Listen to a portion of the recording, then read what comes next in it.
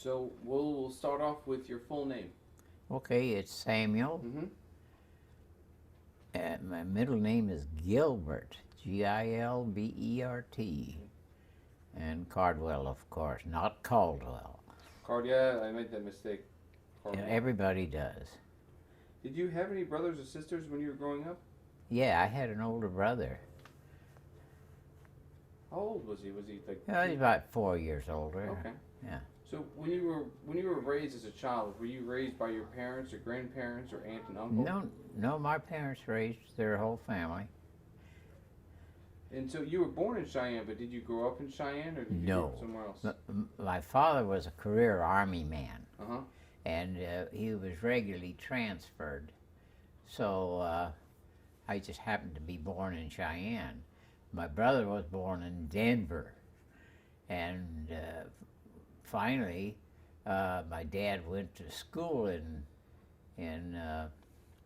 Virginia, the Coast Artillery School, Mm-hmm. and after he graduated from that school, he was always on the West Coast or in Panama. So that's where I grew up, on the West Coast in Panama.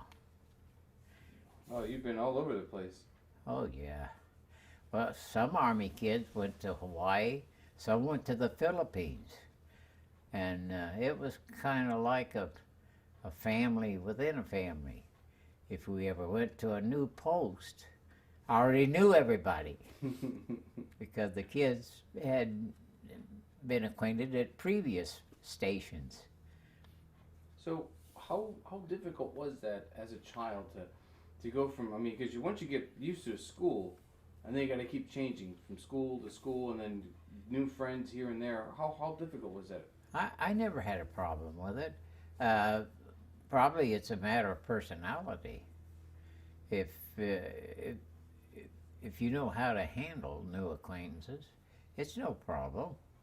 And I was always smart enough to pick it up in school. But I never had any difficulties like being put back a grade or put forward a grade or anything. I always seemed to fit in everywhere we went. They had in Panama. They had excellent schools. They were federally hired teachers. They were very good. And Washington State, where we lived quite a bit, had good schools. So I was very fortunate. And besides the schools, I got the experience of traveling on ships and driving across the country.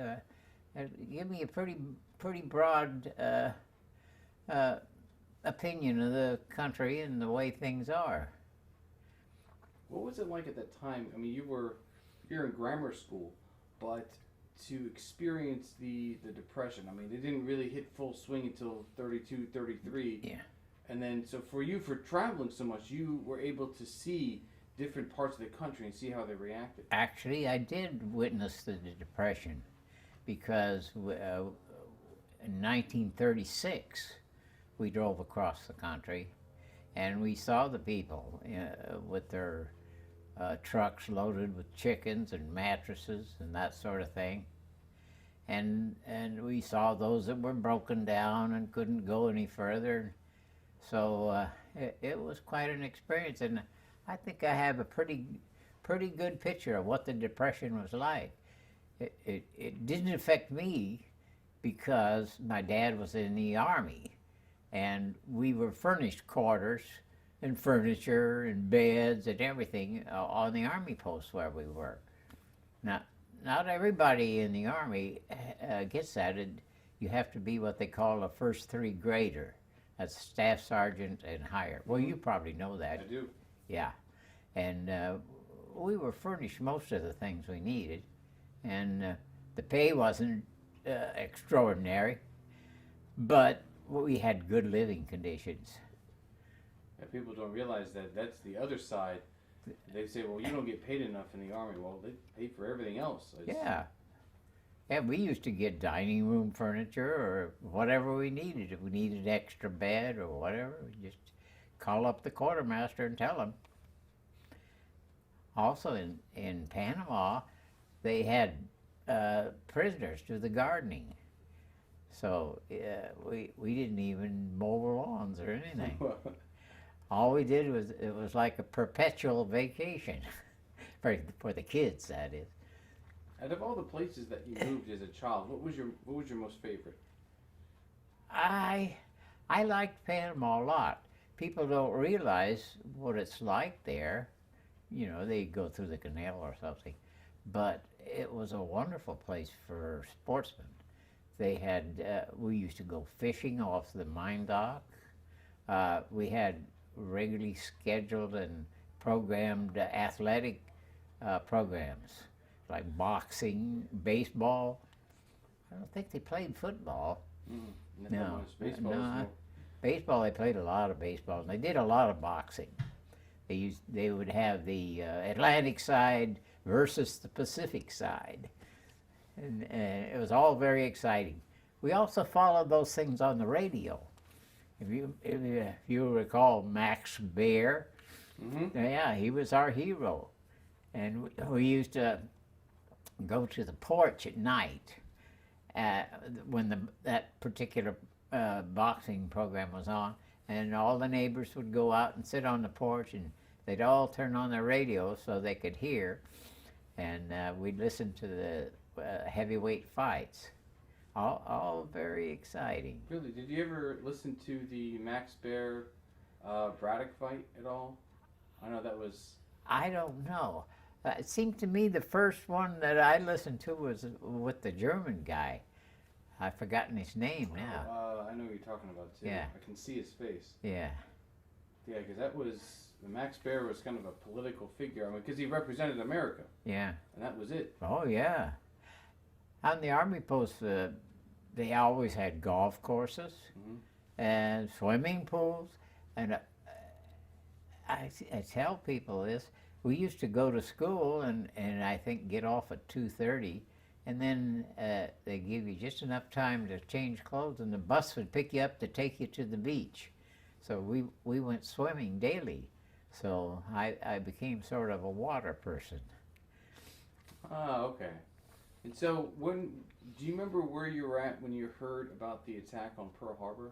Yes, I was visiting some friends in the Presidio of San Francisco, and it was on a Sunday, as I recall. That's correct. Yeah, and we were just doing what kids do, hang out and sit in the car, that sort of thing.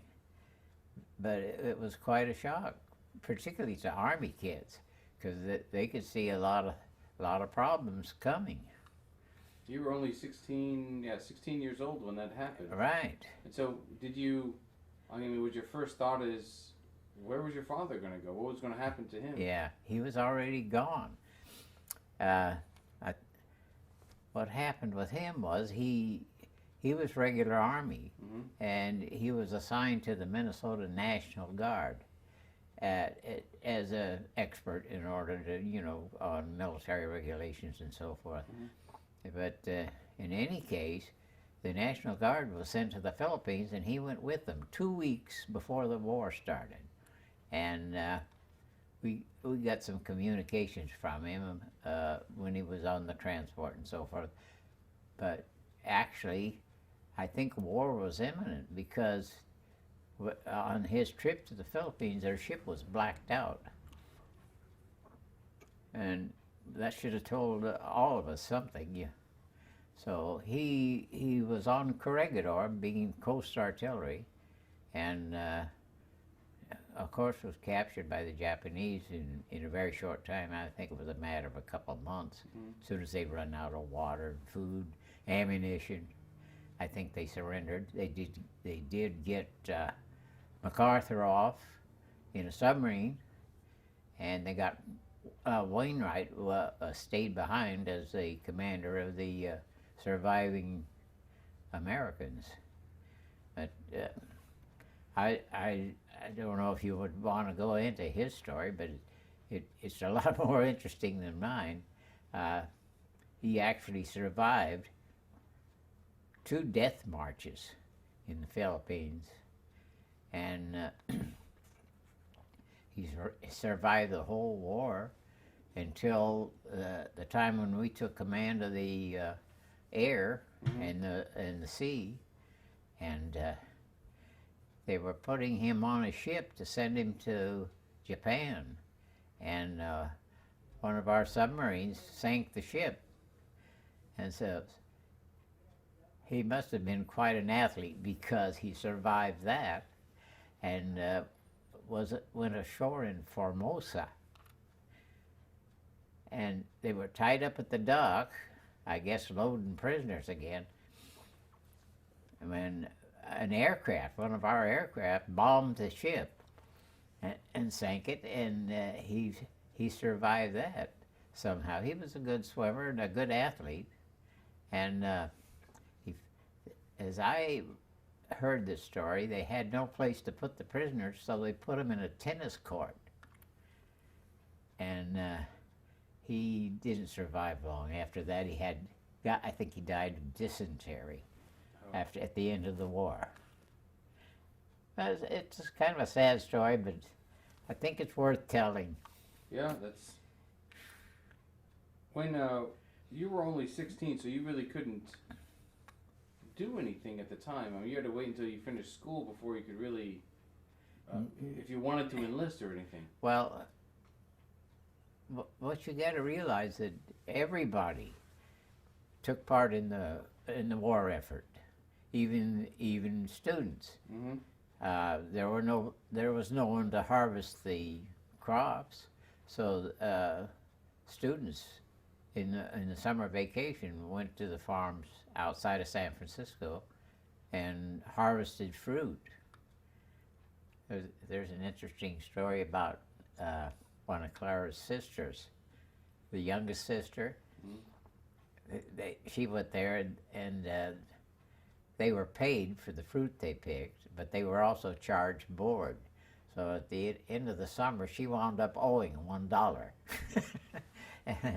and her dad didn't know how to pay it, so I think he finally wrote him a check to settle that account. But in any event, as it concerned me, I worked in the canneries and warehouses in the East Bay. And to this day, I'm not too enthusiastic about fruit cocktail, because I saw a lot of it and I ate a lot of it. So, yeah, but that's what we did. And then I got a better job.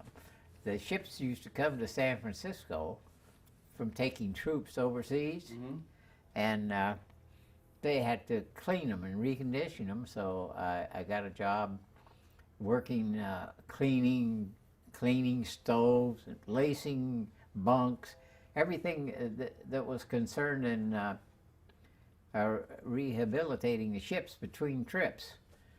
And I thought I was on top of the world. I was making 80 cents an hour and got all the overtime I wanted. So for that day, I was doing pretty good for a snotty high school kid. But anyway, we all participated in the war. Nobody checked out and didn't do anything. My mother worked in the Presidio, in the exchange as a clerk. okay. My brother went in the army, and he was gone to Africa or someplace.